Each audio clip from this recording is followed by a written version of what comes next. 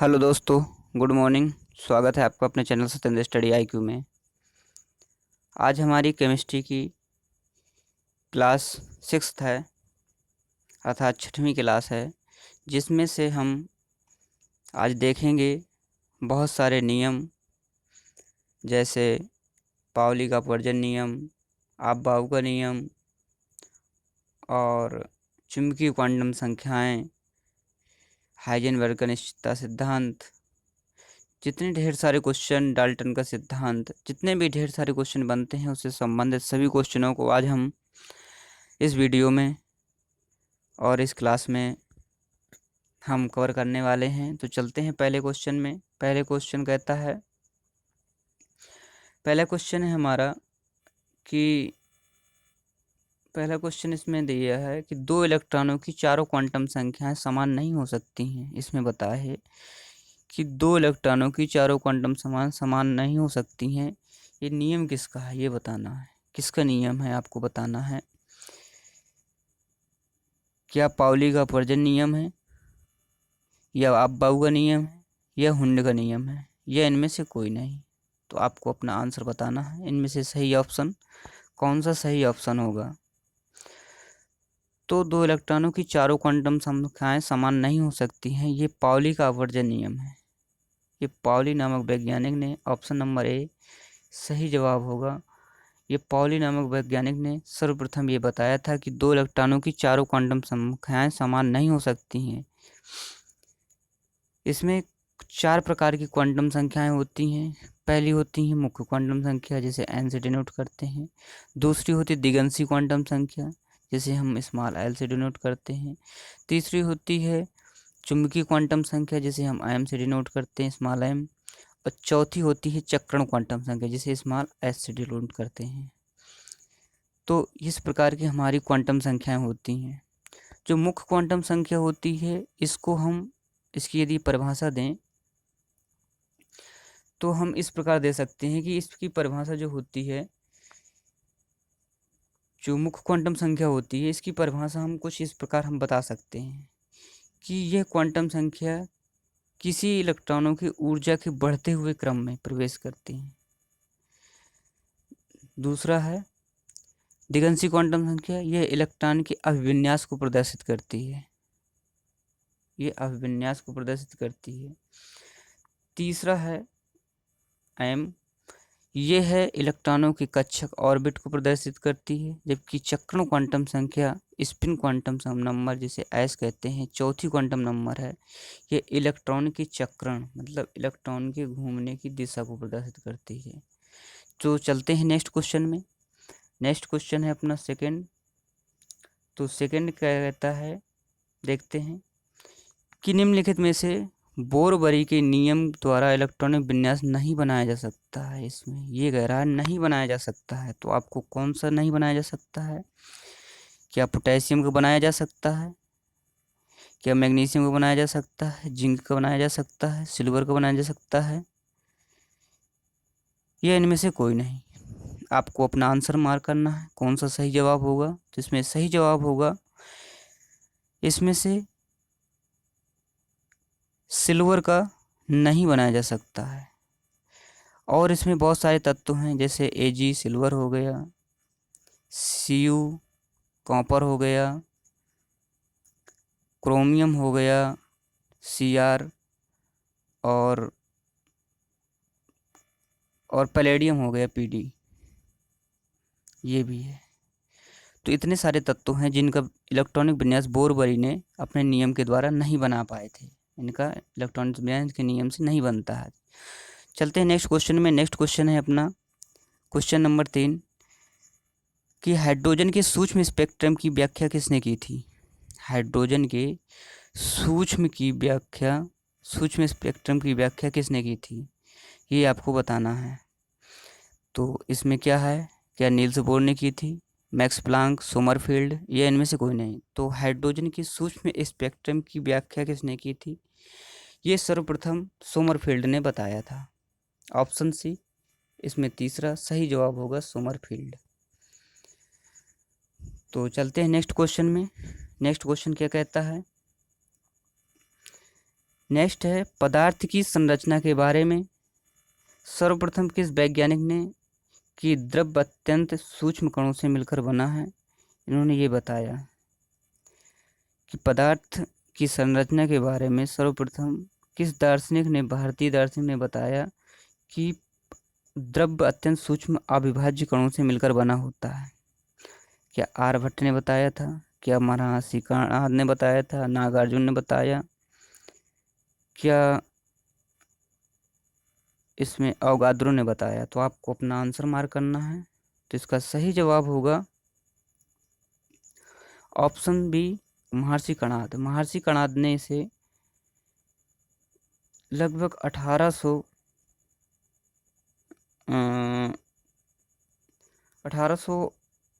के आसपास इसको बताया था। नहीं यार, 1800 नहीं, इसका बताया था लगभग 700 BC के आसपास। नेक्स्ट में चलते हैं। नेक्स्ट कह रहा है कि डाल्टन का परमाणुवाद कब आया? जो डाल्टन का परमाणुवाद था कब आया था? क्या 1904 में आया था, क्या 1918 में आया, क्या 1818 में, 1808 में, 1820 में? तो इसमें 1808 में आया था डाल्टन का परमाणुवाद। नेक्स्ट पर चलते हैं। नेक्स्ट कह रहा है नाभिक के बाहर स्थित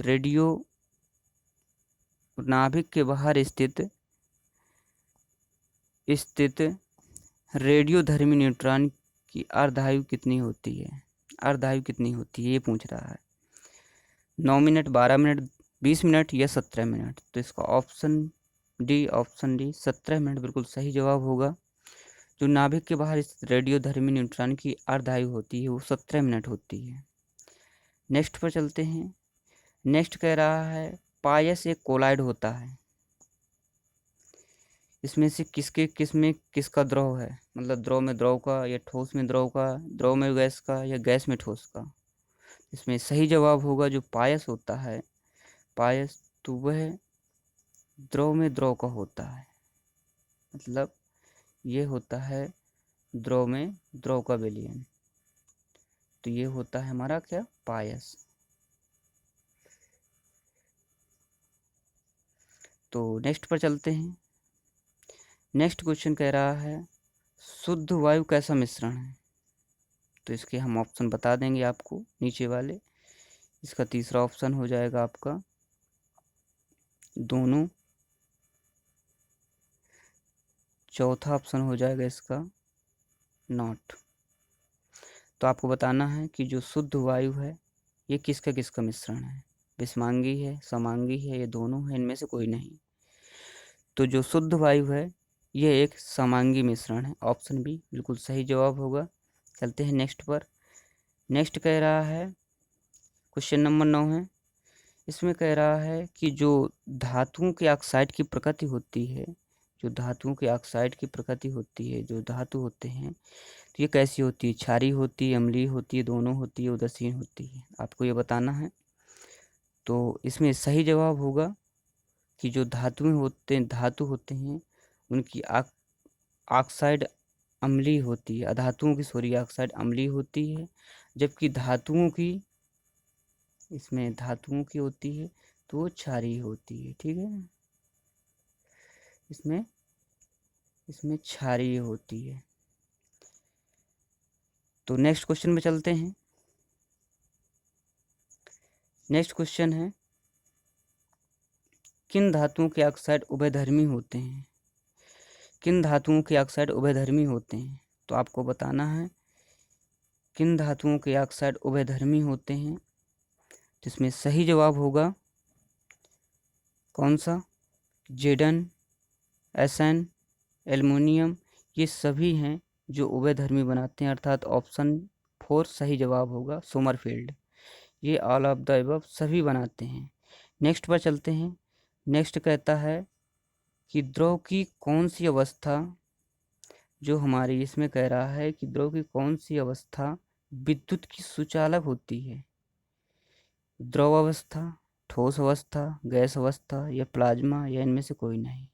इसमें जो प्लाज्मा अवस्था चौथी अवस्था है, ये चौथी अवस्था है। तो ये एक सुचालक होती है, विद्युत की सुचालक होती है। नेक्स्ट पर चलते हैं। नेक्स्ट कह रहा है रसायन विज्ञान का जन्म कहाँ हुआ है? तो चौथा ऑप्शन इसका कर लीजिए जर्मनी। वो नीचे है, उसको देख लेना, बाद में हम दिखाएंगे। रसायन विज्ञान का जन्म कहाँ हुआ था? इंग्लैंड, फ्रांस, इंग्लैंड, मिस्र, यूएसए, जर्मनी। तो बताना है। तो ऑप्शन बी इसका मिस्र में हुआ था, जिसे कहते हैं इजिप्ट। इजिप्ट वाई होगा यहाँ पे, इजिप्ट। तो चलते हैं नेक्स्ट क्वेश्चन पर। नेक्स्ट क्वेश्चन कह रहा है, नेक्स्ट क्वेश्चन है कि एक मोल किसके बराबर होता है? एवोगाद्रो संख्या के। एक मोल होता है, जो एक मोल का मान वो किसके बराबर होता है, ये पूछ रहा है इसमें। तो क्या इसको अवगाद्रो संख्या कहते हैं, या इसका मान 6.022 10⁻³ अणु होते हैं इसमें, या ये दोनों सही हैं, या इनमें से कोई नहीं? तो ये दोनों ही सही हैं। अवगाद्रो संख्या भी कहते हैं एक मोल को, और 6.022 10⁻23 अणु होते हैं। ये दोनों ही सही जवाब हैं। तो ऑप्शन सी इसका सही जवाब होगा। नेक्स्ट पर चलते हैं। नेक्स्ट कह रहा है मीथेन की आकृति कैसी होती है? इसमें कह रहा है कि मीथेन की जो आकृति होती है वो कैसी होती है? CH4 की। तो ये त्रिकोणीय, षटकोणीय, चतुष्फलकीय, समचतुष्फलकीय। तो बिल्कुल इसका सही जवाब होगा चतुष्फलकीय होती है। इसका कोण होता है, जो बंधन कोण होता है इसका, हम एक्स्ट्रा क्वेश्चन इसमें कुछ बताएंगे। जिसका बंधन कोण होता है वह 108 डिग्री 29 मिनट का होता है। इसका जो बंधन कोण होता है 108 डिग्री 29 मिनट का होता है। तो नेक्स्ट में चलते हैं। मीथेन का सूत्र होता है CH4। नेक्स्ट है अपना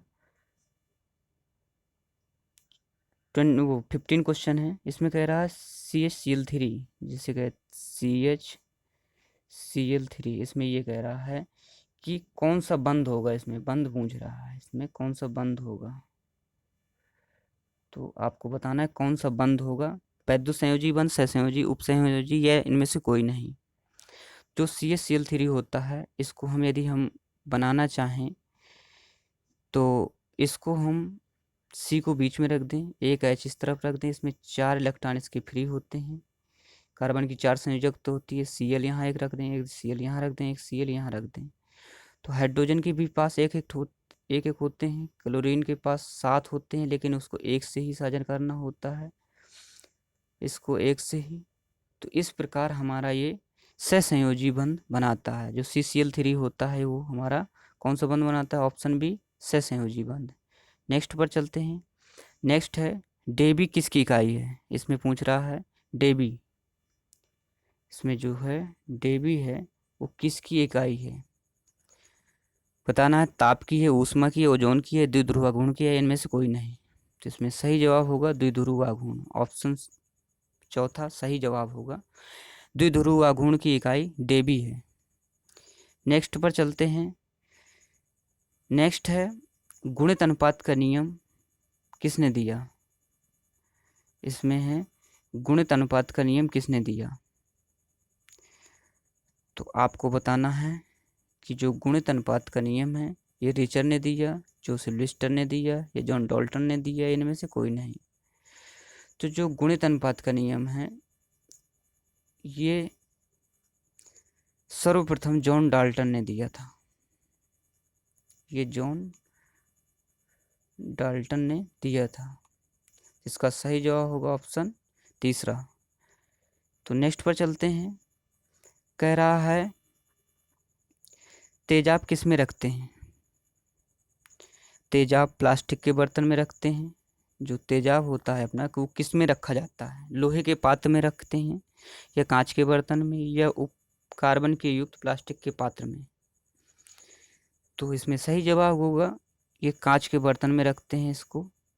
तेजाब होता है, तेजाब का सूत्र होता है वही सल्फ्यूरिक एसिड है, H2SO4 सल्फ्यूरिक एसिड।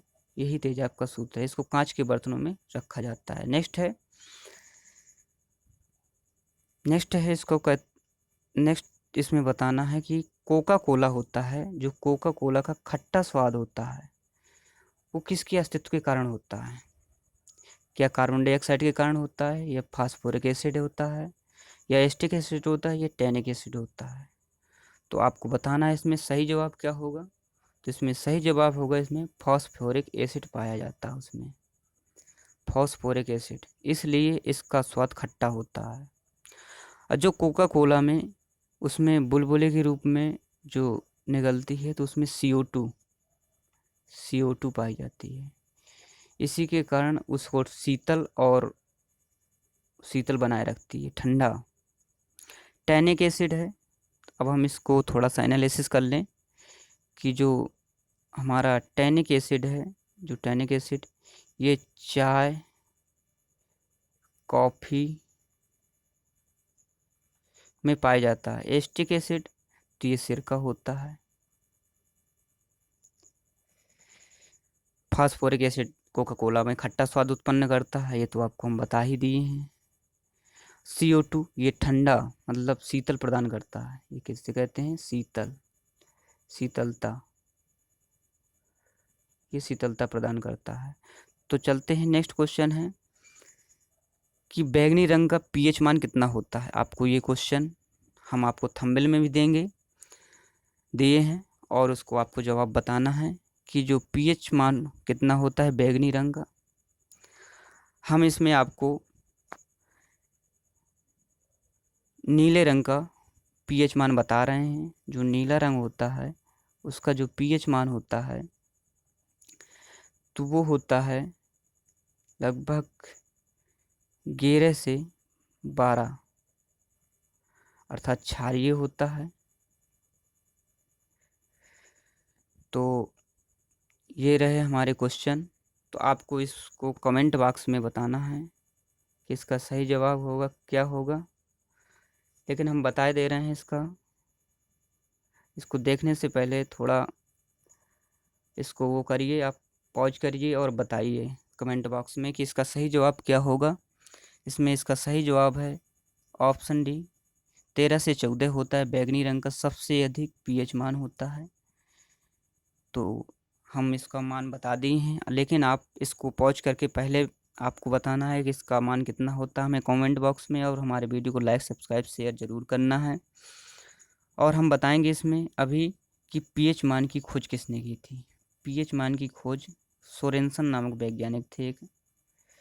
सोरेनसन नामक वैज्ञानिक ने पीएच मान की खोज की थी। पीएच मान की 0 से 14 तक वैल्यू होती है। जो पीएच मान होता है हमारा, इसमें एक पैमाना होता है, 0 होता है, नहीं ये 7 होता है। इसका जो पैमाना होता है पीएच मान का, तो इसमें एक स्केल होती है, ये आखिरी 14 तक होती है और लास्ट मतलब 0 से स्टार्ट होती है। ये 7 यहाँ होते हैं। 7 से नीचे ये होती है अम्लीय, यहाँ कहते हैं एसिड, ये होती है एसिड। और जितने भी 7 के इसके बीच में हैं, इसके बीच का रेंज है, तो ये क्षारीय जिसे कह सकते हैं, ये होती है क्षारीय। तो चल ये रहा हमारा वीडियो। तो गाइस थैंक यू, धन्यवाद।